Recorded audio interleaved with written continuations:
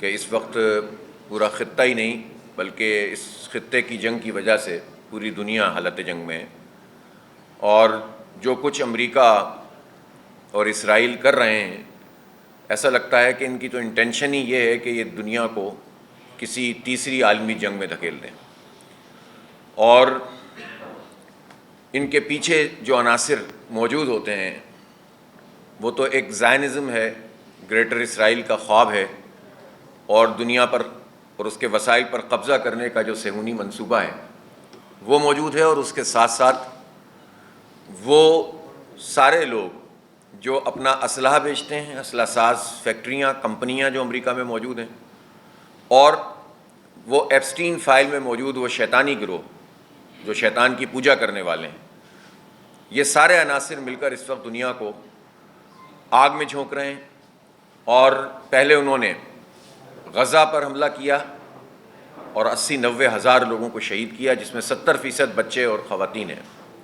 میں دیکھ رہا تھا کہ جب اسرائیل کا نمائندہ اقوام متحدہ میں اپنی مظلومیت کا رونا رو رہا تھا اور کہہ رہا تھا کہ ہمارے پاس سائرن بجنے سے 15 سیکنڈ ہوتے ہیں، اس 15 سیکنڈ میں ہم بچوں کو اٹھائیں کہ بوڑھوں کو لے کر جائیں، جبکہ اسرائیل میں بنکرز موجود ہیں، لیکن کسی نے اس سے یہ سوال نہیں کیا اور یہ نہیں پوچھا کہ جب تم غزہ پر بمباری کر رہے تھے تو اس وقت تو سائرن بجانے کی صلاحیت بھی ان کے پاس نہیں تھی، اور وہ سائرن بجا کے بھی کہاں جاتے ہیں، ان کے پاس تو کوئی بنکر نہیں تھے۔ تم تو خیموں پہ بھی حملہ کر رہے تھے، تم نے اسکول برباد کر دیے، تم نے مسجدیں برباد کر دی، تم نے گرجے جو کچھ بھی تھے ان کو برباد کر دیا، پورے غزہ کو ملبے کا ڈھیر بنا دیا، اور 20,000 سے زائد تو بہت نومولود بچے تھے، چھوٹے چھوٹے بچے تھے جن کو تم نے قتل کیا، جینوسائیڈ کی۔ اس وقت تمہیں انسانیت یاد نہیں آ رہی تھی، آج تم رونا رو رہے ہو۔ اسی طرح سے اس وقت ایران پر جس طرح کارپٹ بامبنگ کر رہے ہیں یہ، اور سویلین آبادیوں کو نشانہ بنا رہے ہیں، بلکہ یہ وہ شیطانی گروہ ہے اس وقت امریکہ اور اسرائیل جس کو آپریٹ کر رہے ہیں، اور جس کا حصہ ڈونلڈ ٹرمپ ہے اور نیتن یاہو ہے۔ یہ وہ شیطانی گروہ ہے جس نے اپنی اس دہشت گردی کا آغاز بچوں کے قتل سے کیا ہے، اور یہ بات بہت سگنیفیکنٹ ہے۔ ایسا نہیں ہے کہ اسکول کے اوپر جو میزائل گرا تھا، جو حملہ کیا گیا تھا، وہ انجانے میں ہو گیا۔ انہوں نے جو پہلا حملہ کیا ہے وہ اسی طرح کا کیا ہے کہ ایک تو امام خامنئی کو انہوں نے نشانہ بنایا، اور ساتھ ہی انہوں نے اسکول کے بچوں کو نشانہ بنایا۔ 170 بچے اور اساتذہ، بچیاں اس میں شہید ہوئیں، اور یہ در حقیقت ان کا جو شیطان کے پجاری ہیں، ان کا کچھ کام ہوتا ہے کہ انہیں بھیٹ دینی ہوتی ہے شیطان کو۔ تو یہ لوگ ہیں جو اس وقت پوری دنیا کی امامت کرنے والے، بظاہر جو نام نہاد امامت کرنے والا امریکہ ہے، اس کی رجیم کو لے کر چل رہے ہیں۔ اس لیے امریکہ میں اس وقت جو رجیم موجود ہے وہ ایپسٹین رجیم ہے، یعنی وہ لوگ ہیں کہ جو بچوں کا قتل کرتے ہیں، ان کا گوشت کھاتے ہیں، ان کا خون پیتے ہیں، اور آج کے زمانے میں یہ کام کر رہے ہیں، اور یہ اس وقت پوری دنیا کی تمام چیزوں کے اوپر قابض ہو کر انسانیت کو جو ہے وہ تباہ و برباد کر رہے ہیں۔ تو امریکی عوام کو بھی یہ سمجھنا چاہیے کہ ان کے اوپر کون سا گروہ مسلط ہے، اور خود امریکہ میں اب احتجاج شروع ہونا چاہیے بہت منظم طریقے سے، بڑے پیمانے پر۔ امریکہ کے مسلمانوں کو بھی چاہیے کہ وہ مختلف قسم کے طبقات سے مل کر آواز بلند کریں۔ یہ اس طرح سے خاموشی ان کو کہیں بھی نہیں رہنے دے گی، اور ہم تو یہ دیکھ رہے ہیں اس وقت کہ جس طرح اسپین نے، اور اب بالآخر اٹلی نے بھی کہہ دیا کہ ہم جنگ میں شریک نہیں ہوں گے، فرانس نے بھی کہہ دیا کہ نہیں ہوں گے، ان پر دباؤ ڈالا جا رہا ہے کہ کسی طرح انہیں گھسیٹ کر اس جنگ میں شامل کریں، لیکن سب کو نتیجہ سمجھ میں آ رہا ہے۔ اور ہم اسپین کو تو خراج تحسین پیش کرتے ہیں کہ جن کی لیڈرشپ نے کھلے عام امریکہ کی مذمت کی ہے اور اسرائیل کی مذمت کی ہے۔ تو اس وقت امتحان ہے مسلم حکمرانوں کا۔ صرف اس سے بات نہیں چلتی کہ ہماری پوزیشن بہت اچھی ہے اور ٹرمپ ہماری طرف ہنس کے دیکھتا ہے اور 4 جملے ہمارے حق میں کہہ دیتا ہے اور میڈیشن ہم کر رہے ہیں۔ یہ میڈیشن پہ بات ہم کریں گے، لیکن پہلی بات یہ ہے کہ آپ کو بتانا پڑے گا کہ ایران پر جو حملہ ہوا ہے وہ امریکہ اور اسرائیل نے کیا ہے اور دہشت گردی کی ہے۔ پہلی بات تو یہ ہے، اور دوسری بات یہ ہے کہ یہ جو پورا گورکھ ڈنڈا بنایا ہوا ہے انہوں نے، اس سے باہر آنا چاہیے۔ اگر آپ ایک طرف ٹرمپ کے ذاتی بورڈ آف پیس میں شامل ہیں تو آپ میڈیشن کیسے کر سکتے ہیں؟ جب آپ اس کو قبول کر لیتے ہیں سربراہ تو میڈیشن کیسی ہے؟ جب آپ اسے نوبل پرائز کے لیے نامینیٹ کرتے ہیں اور وہ قتل عام کرتا پھر رہا ہے اور نیتن یاہو کی مدد کر رہا ہے تو پھر میڈیشن کیسے ہوگی؟ میڈیشن کے لیے ضروری ہے کہ آپ کی پوزیشن نیوٹرل ہو اور آپ اس بورڈ آف پیس سے باہر آئیں جو نام نہاد بورڈ آف پیس ہے. اس کی کوئی لیگل حیثیت اس لیے نہیں ہے کہ اقوام متحدہ کے پیرلل ایک جو ہے وہ ادارہ قائم کرنے کی کوشش کی گئی ہے. اور اس بورڈ آف پیس میں اس نمائندے نے جس طرح سے ٹرمپ کے نمائندے نے وہاں پر رپورٹ پیش کی ہے، اس نے بات ہی یہ کی ہے کہ ہم حماس کو ڈسارم کریں گے تبھی پیس پروسیس آگے بڑھے گا. گویا جو ایگریمنٹ کیا گیا ہے وہاں پر پیس کا، جنگ بندی کا، اسی کے خلاف یہ بات کی جا رہی ہے. تو پاکستان کے پرائم منسٹر صاحب بھی اور باقی تمام لوگ بھی یہ بات بتائیں کہ جب ٹرمپ کا نمائندہ جو بورڈ آف پیس کا نمائندے کے طور پر وہاں رپورٹ جمع کرا رہا ہے اور وہ یہ بات کر رہا ہے کہ ہم حماس کو ڈسارم کریں گے تب پیس پروسیس آگے بڑھے گا، تو پاکستان کے اس بورڈ آف پیس میں شامل رہنے کی اب کوئی اخلاقی، قانونی، انسانی کوئی جواز ہے؟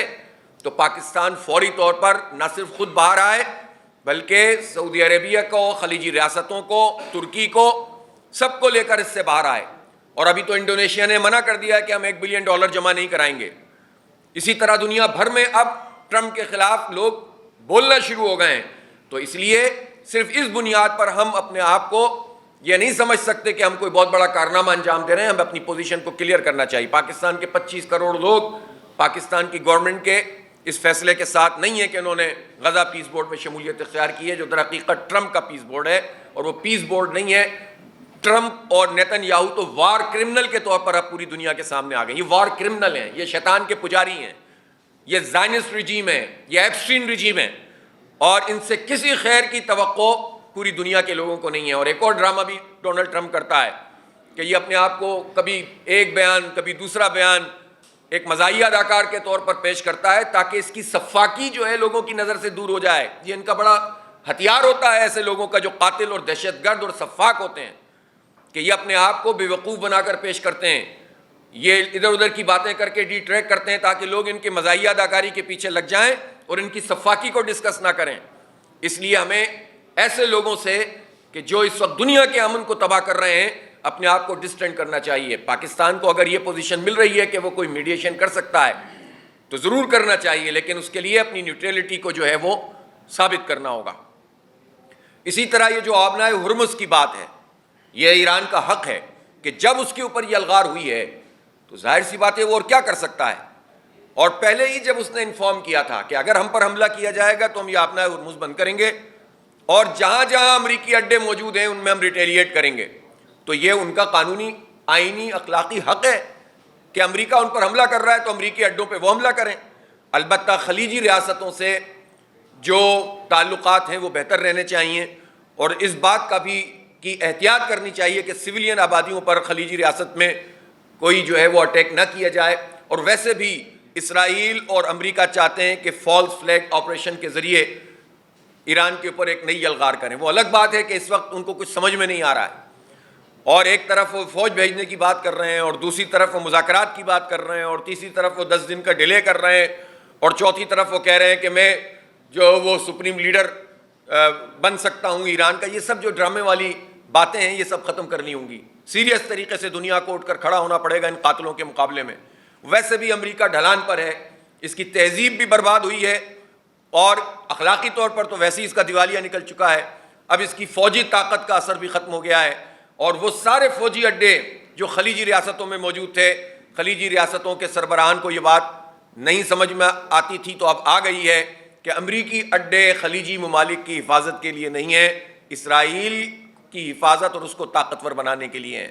لہٰذا یہ جو ہزاروں ارب ڈالر امریکہ کے بینکوں میں رکھے ہوئے ہیں اور ہزاروں ارب ڈالر کے جو معاہدے کیے ہوئے ہیں خلیجی ریاستوں نے، ان کو ریوزٹ کرنے کی ضرورت ہے اور اس کے چنگل سے نکلنے کی ضرورت ہے. یہ تو شیطان کا جال ہے جس میں سب پھنستے چلے جاتے ہیں اور ہم یہ سمجھتے ہیں کہ پاکستان کو اس وقت جو میجرز لینے چاہیے وہ ایک بات تو یہ ہے کہ اس کردار کو ہم یقیناً پاکستان گورنمنٹ کے اپریشیٹ بھی کرتے ہیں جو انہوں نے سعودی عربیہ اور ایران کے درمیان میڈیشن کی ہے اور حالات کو بگڑنے سے بچایا ہے. جو اچھی چیز ہے اس کی قدر کرنی چاہیے لیکن اس سلسلے کو آگے بڑھانے کی ضرورت ہے. اسی طرح سے یہ جو دفاعی معاہدہ ہے پاکستان اور سعودی عربیہ کا، اس معاہدے میں ایران اور ترکی کو اب شامل ہونا چاہیے. تو آپ سے باقی خلیجی ریاستیں بھی اس میں شامل ہو جائیں گی اور اس سے وہ بلاک بنے گا جو در حقیقت مسلمانوں کے اتحاد کی علامت بھی بنے گا اور اس کے ساتھ ساتھ دفاع کو بھی مضبوط کرے گا اور اسرائیل کو کمزور کرے گا۔ جب تک اسرائیل کا ناسور موجود ہے اس پورے خطے میں امن قائم نہیں ہو سکتا۔ یہ ایک انلیجیٹمیٹ جو ہے وہ ریاست ہے جس کو مسلط کیا گیا ہے، عملاً تو وہ ریاست نہیں ہے، وہ قابضین کا گروہ ہے جس نے فلسطین پہ قبضہ کیا ہوا ہے۔ اس لیے اس وقت جو ہے وہ اس بات کی ضرورت ہے کہ اس دفاعی جیسے یہ جنگ بندی ہو تو دفاعی معاہدہ کو ایکسٹینڈ کیا جائے، ایران اور ترکی کو اس میں شامل کریں۔ آپ یہ جو گروہی اور فرقہ وارانہ اور مسلکی اور پروکسیز کی جو جنگ جو چل رہی تھی وہ آپ اس میں نمٹ جائے گی۔ میں اس موقع پر پاکستان میں بھی علماء کرام سے، جن علماء کرام نے اس وقت اہم رول ادا کیا ہے اور اتحاد کی بات کی ہے اور ایران کی سپورٹ کی ہے، ہم انہیں اپریشیٹ کرتے ہیں۔ اس میں بہت اچھے دیوبندی، اہل حدیث، شیعہ، سنی، بریلوی، تمام مکاتب فکر کے علماء کرام موجود ہیں اور ہم ان کی قدر کرتے ہیں۔ لیکن اس موقع پر بعض ایسے بھی عناصر ہیں جو مسجدوں کی بنیاد پر یا گروہی نسلی تعصب کی بنیاد پر، گروہی تعصب کی بنیاد پر اس وقت یہ کوشش کر رہے ہیں کہ وہ ایران کو غلط ثابت کریں اور پچھلی باتوں کو نکالیں اور تفریق پیدا کریں اور شیعہ سنی جھگڑا پیدا کریں۔ ایسے سارے عناصر اس وقت کس کا کام کر رہے ہیں؟ کیا وہ دین کی خدمت کر رہے ہیں؟ نہیں، وہ امریکہ اور اسرائیل کی خدمت کر رہے ہیں۔ اس موقع پر جو ایران کے خلاف محاذ آرائی کرے گا وہ امریکہ اور اسرائیل کے ایجنٹ کا کردار ادا کرے گا، چاہے وہ کتنی لپیٹ کر بات کرے اور کتنی مذہبی بات کرے۔ عام حالات میں سب کو پتہ ہوتا ہے کہ اس وقت کیا بات کرنی چاہیے، لیکن اس موقع پر جو یہ کام کرتا ہے در حقیقت وہ ایجنٹ کا کردار ادا کرتا ہے۔ تو علماء کرام کے خاص طور پر جو بڑے لوگ ہیں وہ ایسے عناصر کو ٹوکیں بھی اور ان کو منع بھی کریں اور ان کو بے اثر بھی کریں اور واضح طور پر یہ لائن لیں کہ اس وقت کوئی فرقہ وارانہ اور گروہی اور مسلکی گفتگو نہیں کی جائے گی، اتحاد کی بات کی جائے گی اور حق اور باطل کی بنیاد پر بات ہونی چاہیے۔ امریکہ اور اسرائیل اگر ایران پر حملہ آور ہیں تو سیدھی بات ہے ہمیں ایران کا ساتھ دینا چاہیے اور امریکہ اور اسرائیل کا نام لے کر مذمت کرنی چاہیے۔ بدقسمتی سے پاکستان میں کوئی بڑی پولیٹیکل پارٹی، میں پوچھنا چاہتا ہوں نون لیگ، پیپلز پارٹی اور پی ٹی آئی کا پارٹی موقف امریکہ اور اسرائیل کے بارے میں، اس جنگ کے بارے میں کیا ہے؟ میں نے نہیں دیکھا اب تک کہ انہوں نے کھل کر امریکہ اور اسرائیل کا نام لے کر مذمت کی ہو۔ نہیں لیتے نام۔ ایران کی حمایت کر دینا اکیلے کافی نہیں ہے، یہ بتاؤ کہ ایران پر حملہ کیا کس نے اور قاتل اور دہشت گرد کون ہے، کس نے غزہ میں 80-90 ہزار لوگوں کو قتل کیا ہے، جینوسائیڈ کیا ہے۔ تو اس کا یہ پارٹیاں اور ان کے بڑے بڑے لیڈر نام لینے سے اس لیے ڈرتے ہیں کہ یہ سب چاہتے ہیں کہ ہم اپنی لابنگ فرم کے ذریعے سے اپنے ہم نوا بنائیں ڈونلڈ ٹرمپ کو اور ان سب لوگوں کو، اور انہوں اللہ پر بھروسہ کرنے کے بجائے یہ ڈونلڈ ٹرمپ پر بھروسہ کرتے ہیں اور وہاں اپنی لائنیں سیدھی کرنا چاہتے ہیں۔ اس لیے ہم یہ سمجھتے ہیں کہ پوری قوم کو متحد ہو کر یہ کام کرنا چاہیے اور ایران کا ساتھ دینا چاہیے، غزہ اور فلسطین کا ساتھ دینا چاہیے اور اسرائیل اور امریکہ کا نام لے کر ان کو ایکسپوز کرنا چاہیے اور پوری دنیا میں اپنے اتحادی جو باز امیر انسان ان کو بنانا چاہیے۔ پاکستان میں اس ساری صورتحال کے نتیجے میں ظاہر ہے کہ ایک معاشی طور پر حکومت بتاتی ہے کہ بڑا بحران ہے۔ کل حاتم طائی کی قبر پر ایک اور لات ماری ہے ہمارے پرائم منسٹر صاحب نے، اور انہوں نے فرمایا کہ پتہ نہیں 200 روپے فلاں میں اور 95 روپے فلاں میں سمری آئی تھی اور میں نے مسترد کر دی۔ ایک تو یہ کہ یہ کیا بات ہوتی ہے کہ سمری بھی آپ کی، مسترد بھی آپ کر رہے ہیں اور بتا ایسے رہے ہیں جیسے کوئی جاپان سے سمری آئی تھی، اور بھائی آپ ہی کی سمری تھی، آپ ہی نے مسترد کر دی۔ سیدھی بات یہ ہے کہ اس وقت جو پاکستان میں صورتحال ہے، پیٹرول کی فی لیٹر پر، 1 لیٹر پیٹرول پر 120 سے 125 روپے ٹیکس وصول کیا جا رہا ہے، جس میں 100 سے 105 روپے لیوی۔ اس کا تعلق پیٹرول کی قیمت سے نہیں ہے۔ اس کا مطلب یہ ہے کہ یہ جو ابھی میڈیا کے سارے دوست یہاں موجود ہیں جو اپنی موٹر سائیکلیں چلا کر، کیمرہ مین آئے ہیں، صحافی آئے ہیں یا اپنی گاڑی میں آئے ہیں، ظاہر ہے کہ آپ کے پاس تو بڑی بڑی گاڑیاں نہیں ہیں، تو یہ آپ لوگ ہیں، طالب علم ہیں، مزدور ہیں، کسان ہیں، اور جو بائکیا پہ کام کرتے ہیں وہ ہیں، جو ان ڈرائیو کا کام کرتے ہیں وہ ہیں۔ تو پاکستان میں 2.5 کروڑ موٹر سائیکلیں ہیں، جس میں سے اگر 1 کروڑ بھی روزانہ 1 لیٹر خرچ کرتی ہوں تو روزانہ 1.2 ارب روپے گورنمنٹ آف پاکستان کو پیٹرول کی مد میں نہیں، لیوی کی مد میں ہم دیتے ہیں۔ اور اس کو آپ 30 سے ضرب دے دیجئے اور پھر اس کو 12 سے ضرب دے دیجئے، تو سال میں یہ غریب طبقہ، یہ مزدور طبقہ، یہ کسان طبقہ، یہ طالب علم جن کی کوئی آمدنی نہیں ہے، وہ گورنمنٹ آف پاکستان کو 432 ارب روپے بہت سیف سائٹ پر لے کر میں آپ کو بتا رہا ہوں ٹیکس ادا کر رہا ہے۔ تو غریبوں سے ٹیکس لے رہے ہیں آپ پیٹرول کی قیمت کے نام پر. یہ صرف ایک لیوی ہے. جو بجلی کے فکس چارجز ہیں وہ الگ ہیں, جو صابن پہ ٹیکس دیتے ہیں وہ الگ ہیں, جو موبائل کے کارڈ پر ٹیکس دیتے ہیں وہ الگ ہے, جو کھانے پینے کی چیزوں پر ٹیکس دیتے ہیں وہ الگ ہے. تو عام لوگوں سے آپ ٹیکس وصول کر رہے ہیں. اسی طرح سے جو پاکستان میں گاڑیوں کی تعداد ہے وہ تقریباً 48 لاکھ 50 لاکھ ہے, جس میں سے 40 لاکھ کے قریب وہ گاڑیاں ہیں جو 1100-1200 سی سی سے کم ہیں. یہ بھی مڈل کلاس لوگوں کی گاڑیاں ہیں. یہ بھی اگر ایوریج 3 لیٹر بھی خرچ کرتے ہوں تو آپ اندازہ کر سکتے ہیں کہ گورنمنٹ آف پاکستان کو اس مد میں بھی آپ 400-500-600 ارب روپے دیتے ہیں. خود گورنمنٹ نے بتایا کہ پچھلے 2 سال میں 2600 ارب روپے پیٹرولیم کی لیوی پر انہوں نے حاصل کیا ہے, جس میں سے کم از کم 1800 ارب روپیہ وہ ہے جو غریبوں نے اور مڈل کلاس لوگوں نے دیا ہے, جن کے اوپر ویسے ہی ٹیکس نہیں لگتا. تو آپ اندازہ کریں کہ اور حکومت نے کیا دیا ہے. اور یہ بتائیے کہ جناب میں تو عام کاشتکار کی بات نہیں کر رہا, جن جاگیرداروں کی زمین سینکڑوں ارب روپے ہیں ان سب کو ملا لیں تو انہوں نے 4-5 ارب روپے سے زیادہ پیسے نہیں دیے. تو غریبوں سے آپ ٹیکس وصول کر رہے ہیں. اس موقع پر تو وزیر اعظم کو یہ اعلان کرنا چاہیے تھا کہ پوری دنیا کی معیشت کا بھٹا بیٹھ رہا ہے, ہم ایگریسو جائیں گے, ہم لیوی ختم کریں گے, پیٹرول سستا کریں گے, بجلی سستی کریں گے, انڈسٹری کو بجلی دیں گے اور گروتھ کریں گے اور پھر ایکسپورٹ کریں گے. تو آپ یقین کریں کہ ہم ان حالات کی خرابی کو اپنے لیے اپرچونٹی بنا سکتے ہیں. لیکن جب قیادت کا ویژن نہ ہو اور وہ صرف ٹیکس وصول کرنے کی مینٹلٹی کے ساتھ کام کرے, وہ بھی غریبوں سے, خود نہیں دیں, آئی پی پیز مافیا کو نوازیں, پروٹوکول اپنے کم نہ کریں اور ہم پر عام لوگوں کے اوپر یہ بم گراتے رہیں, تو وہ کبھی بھی پاکستان کو آگے لے کر نہیں جا سکتے اور کسی بھی قسم کے حالات میں وہ پاکستانی قوم کو آگے نہیں بڑھا سکتے. اس لیے ہم یہ سمجھتے ہیں کہ یہ جو حرکتیں ہیں حکومت کو, اب آپ مجھے بتائیے سارا بوجھ غریبوں پہ, لیکن آپ یہ تو بتائیے کہ آپ اپنے پروٹوکول ختم کر رہے ہیں. 3 گھنٹے کے لیے تشریف لائے اس شہر کراچی میں پرائم منسٹر صاحب, 3 ملاقاتیں فرمائیں, اور وہ ملاقاتیں بھی ایک تعزیت اور ایک شادی کی مبارکباد. اور ایم کیو ایم تو خیر ان کے گھر کی لونڈی, وہ تو کوئی مسئلہ ہی نہیں ہے, جو چاہ بٹن دباؤ کھڑے ہو جاتے ہیں, بٹن دباؤ بند ہو جاتے ہیں, سارے جعلی قسم کے لوگوں کو مسلط کیا ہوا ہے. تو یہ کام کر کے 3 گھنٹے میں کراچی سے چلے گئے, جو پاکستان کی معیشت چلانے والا شہر ہے, اور کراچی سے چلے گئے اور 37 گاڑیاں پروٹوکول کی کفایت شعری کا درس دینے والے پرائم منسٹر کی 37 گاڑیاں تھیں. عید کی نماز پڑھنے گئے زرداری صاحب نواب شاہ میں, 26 گاڑیاں تھیں, یہ کفایت شعری کا درس دے رہے ہیں. تنخواہوں میں انہوں نے 300-400% اضافہ کیا تھا. فرحان صاحب نے اس پر اعتراض کیا تھا, باقی ساروں نے مل کر قبول کیا تھا. اور یہ اپنی تنخواہیں کم نہیں کر سکتے. یہ جو 1-2 مہینے کی کٹوتی ہے اس سے کام نہیں چلے گا. سیدھی بات ہے کہ یہ بوجھ ہیں قوم کے اوپر, یہ سینیٹرز, یہ ایم این ایز, یہ ایم پی ایز, یہ کابینہ, یہ اپنی پرائم منسٹر اعلان کرے نا کہ کوئی 1300 سی سی سے زیادہ. ایک زمانے میں وزیر اعظم جو ہوتے تھے انہوں نے 1000 سی سی کی پابندی کروائی تھی اور پابندی ہوئی تھی. تو چلو آپ 1300 سی سی کر دیں, تو 1300 سی سی میں بھی جان نکلتی ہے. سرکاری گاڑی کوئی بھی 1300 سی سی سے زیادہ نہیں ہونی چاہیے. ہم نے امپلیمنٹ کر دیا ہے نا منیم بھائی, ہمارے ٹاؤن چیئرمین کو ہم نے کہا الحمدللہ جماعت اسلامی کے لوگ اب 1300 سی سی سے زیادہ کوئی سرکاری گاڑی استعمال نہیں کرتے. اور اسی طرح سے ہم یہ سمجھتے ہیں کہ حکومت کو, اور اس میں آرمی کے افسران کو بھی, آرمی چیف سمیت, کہ سرکاری گاڑی کوئی بھی 1300 سی سی سے زیادہ نہیں ہونی چاہیے.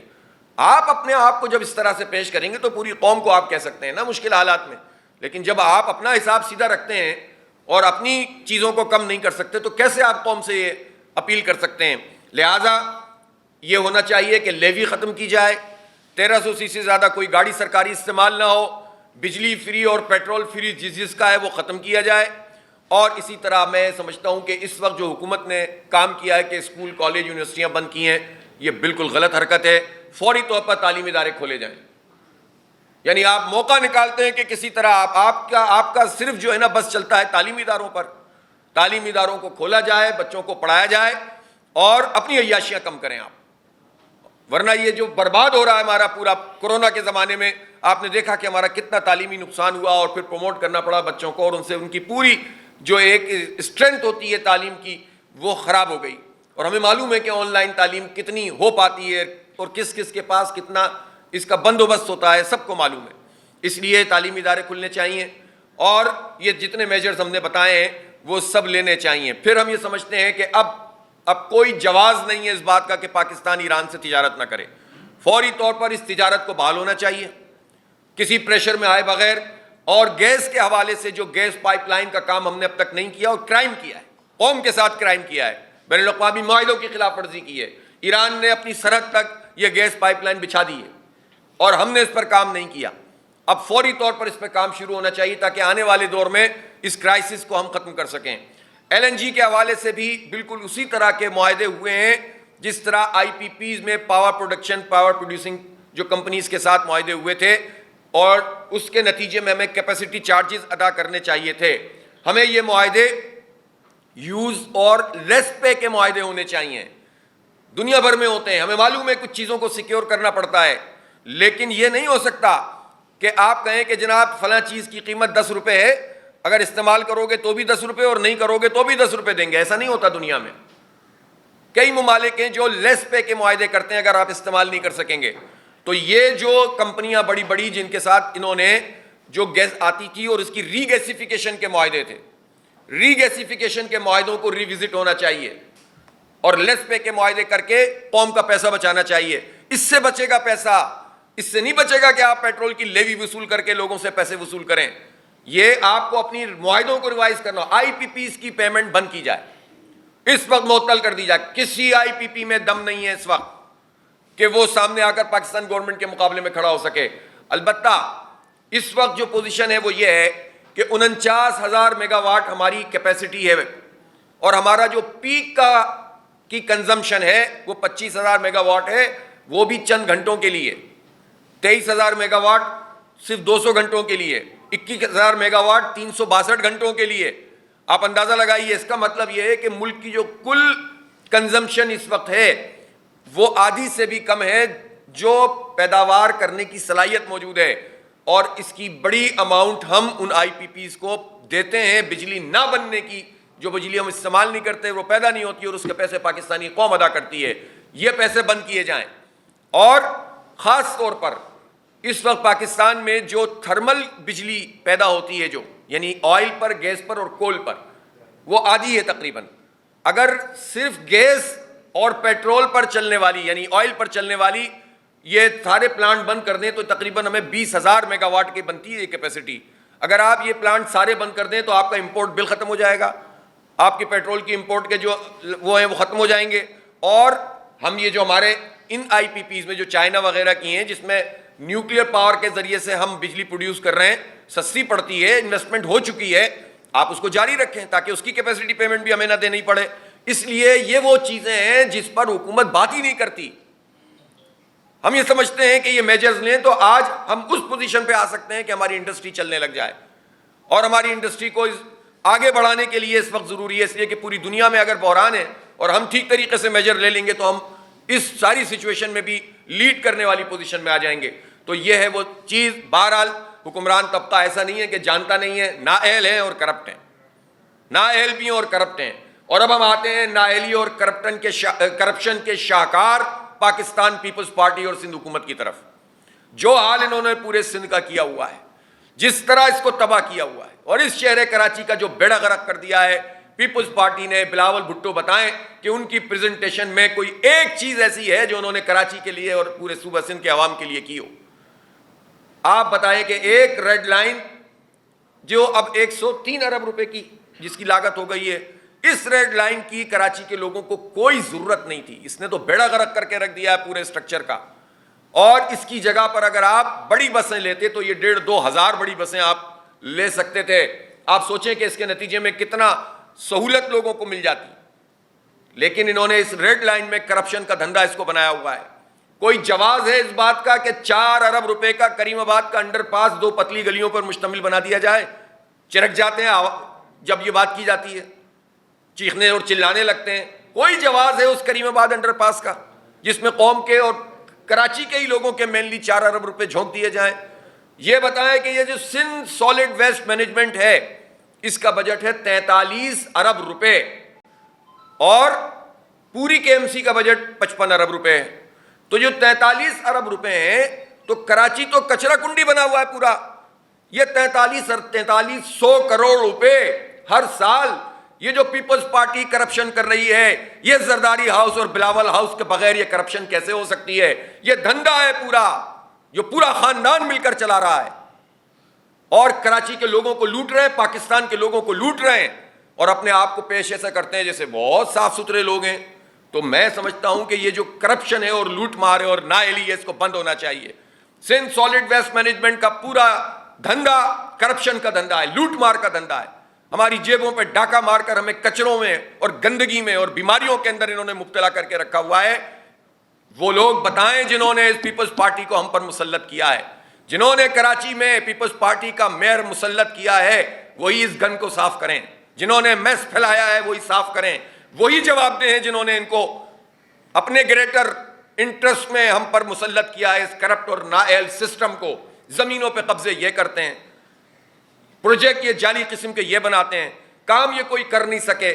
ایک K4 جس کی آگمنٹیشن کرنی تھی، صرف پائپ جو لگانا تھا کہاں سے کہاں تک، حسن اسکوائر سے نیپا تک، ابھی اس کو بند کر دیا گیا اس لیے کہ اس میں بھی کرپشن کر رہے تھے، پائپ جوڑنے میں بھی کرپشن کر رہے تھے۔ بھائی اب یہ بتائیں نا، سارے کے سارے وزیر اعلیٰ، بلاول، زرداری اور یہ سارے میئر صاحب، قابض میئر صاحب، یہ بتائیں کہ یہ کیوں بند ہوا ہے کام؟ مہینوں گزر گئے، نومبر سے شروع ہوا تھا اور ابھی تک جو ہے وہ یہ کام بند پڑا ہوا ہے۔ اسی طرح سے K4 پروجیکٹ، کہتے ہیں جناب MQM والے آئے، انہوں نے فرمایا کہ وفاق کے حوالے کر دیا جائے۔ کون سی وفاق؟ وہ وفاق جو 3 گھنٹے کے لیے، یعنی یہ پرائم منسٹر بھی 3 گھنٹے کے لیے آئے، 2 سال میں 1-2 دفعہ چکر لگائے، مل ملا کے چلے گئے۔ ایک دفعہ گانا گانے آئے تھے شہباز شریف صاحب، آپ کو یاد ہوگا، اور ایک دفعہ یہ ابھی 3 گھنٹے کے لیے آئے، بیچ میں 1 دفعہ آئے تھے۔ یہ ان کا کراچی سے جو 42% انکم ٹیکس دیتا ہے، منی پاکستان ہے۔ میں کراچی کی بات جب کرتا ہوں تو میں پاکستان کی بات کرتا ہوں، اس لیے یہ ان کا حال ہے۔ اور آپ دوسری بات یہ بتائیے کہ جو وفاق میں ان سے پچھلے پرائم منسٹر تھے، وہ پورے 3.5 سال میں 3.5 دفعہ بھی نہیں آئے، رات کو ٹھہرتے نہیں تھے، انہیں منع کیا گیا تھا۔ اور ان کا مسئلہ یہ تھا کہ وہ بھی اون نہیں کرتے تھے، یہ بھی اون نہیں کرتے۔ پیپلز پارٹی اس طرح اون کرتی ہے کہ لوٹو، کھاؤ، دو کچھ نہیں، اس لیے اونرشپ ہے، اور باقی جو ہے وہ ذرا سا دینے کے لیے کچھ بھی نہیں ہے۔ تو وہ K4 جو وفاق نے اپنے ذمے لیا تھا، وہ اب تک کیوں نہیں بنائے؟ یہ جو وفاق نے KCR کراچی سرکولر ریلوے اپنے ذمے لیا تھا، 4 دفعہ افتتاح، 5 دفعہ کر چکے ہیں، پتہ نہیں 10 دفعہ کر چکے ہیں، وہ کیوں نہیں بنائے؟ کون سا وفاق ہے؟ گرین لائن کو پیدا ہوئے اور بننے کے عمل میں 11 سال تقریباً ہو رہے ہیں، 11 سال میں انہوں نے گرین لائن مکمل نہیں کی۔ یہ وفاق کا پروجیکٹ ہے، وفاق بتائے نا کہ اس نے K4 پہ کتنے پیسے خرچ کیے ہیں۔ تو یہ جو باتیں ہوتی ہیں نا اس طرح لوگوں کو بیوقوف بنانے والی، سیدھی بات ہے کہ بلدیاتی اداروں کو با اختیار ہونا چاہیے، مقامی گورنمنٹ ہونی چاہیے، میگا سٹی ہے کراچی، اس کو وہ اسٹیٹس ملنا چاہیے۔ پورے پاکستان میں یہ کام ہونا چاہیے کہ مقامی حکومتیں بنیں آئین کے مطابق جو 140A میں لکھا ہوا ہے۔ لیکن یہ سارا کرپشن کا دھندا چل رہا ہے، اور کرپشن کا دھندا چلانے میں ان لوگوں کا ہاتھ ہے جنہوں نے اس پیپلز پارٹی، نون لیگ اور PDM ٹائپ کی پارٹیوں کو، MQM ٹائپ کی پارٹیوں کو مسلط کیا ہے، وہی اس گن کو صاف کریں۔ بہت شکریہ۔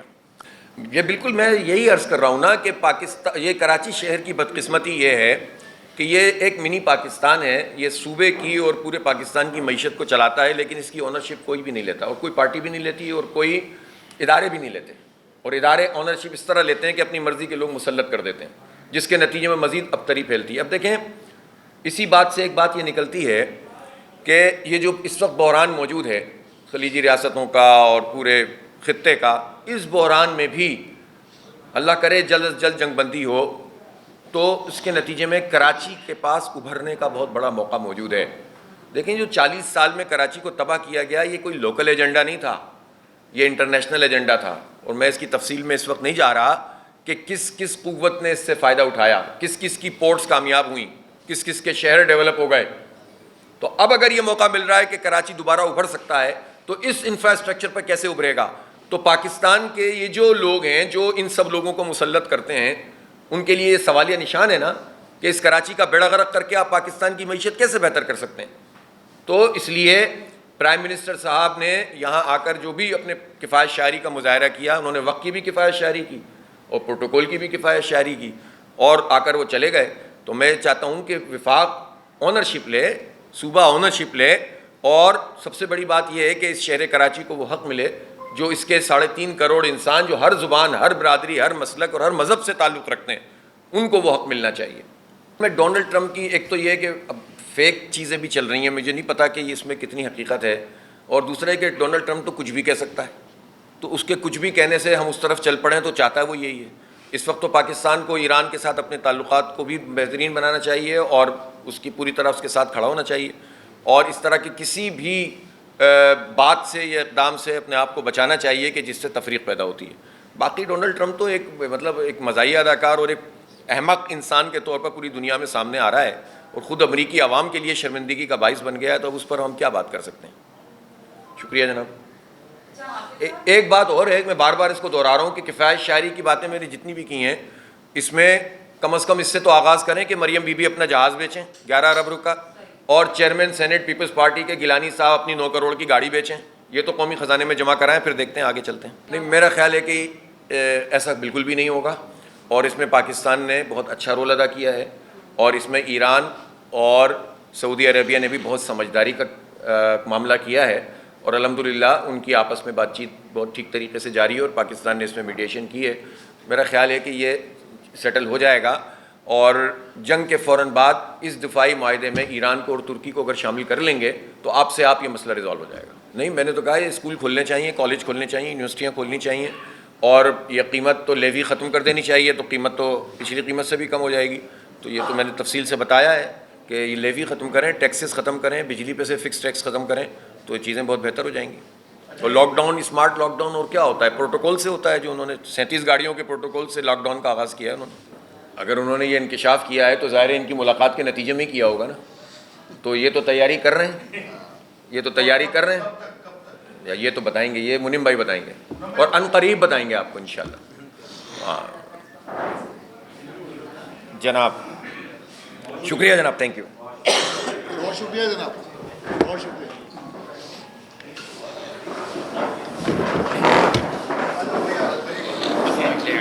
سر آپ کے 300 گھنٹے، 400 گھنٹے، 500 گھنٹے آگے، آپ کو بھی یاد نہیں ہوگا، آگے نہیں آگے۔ انہوں نے مجھے بتایا تھا کہ ایوریج بھی بتاتا ہوں آپ کو، ایوریج ابھی تو کتنا بتاؤں گا، یہ تو پریس کانفرنس ہے۔ ایوریج نکالیں گے، ہاں اور لوسٹ ہے آپ پچھلے عید کا۔ یار میرا جو نمبر ہے نا،